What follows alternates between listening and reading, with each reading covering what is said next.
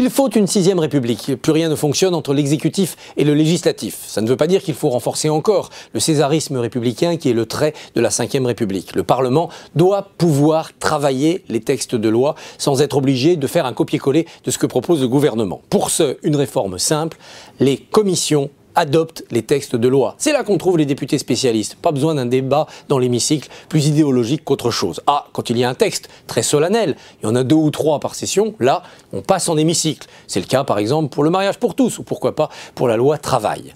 Première réforme. Deuxième réforme, pour ne pas tomber dans la 4ème République, supprimer une petite mention qui a été ajoutée par Nicolas Sarkozy dans sa réforme constitutionnelle de 2008. Les ministres qui quittent le gouvernement retrouvent leur siège de député. Funeste mesure qui nous rappelle la 4ème parce qu'un ministre peut claquer la porte sur un caprice ou un désaccord, Delphine Batho, Christiane Taubira, ou bien se faire virer en ayant tenu des propos inacceptables comme Montebourg ou Filippetti qui avaient trop pris leur distance avec François Hollande. Pas de problème, on redevient député, on peut continuer à faire de la politique. L'insécurité est un gage de responsabilité quand on est ministre. Oui, voilà 2 réformes très simples à faire qui nous permettront d'avoir un Parlement plus fort, les lois votées en commission, et des ministres un petit peu plus disciplinés qui ne redeviennent pas députés frondeurs quand ils quittent le gouvernement.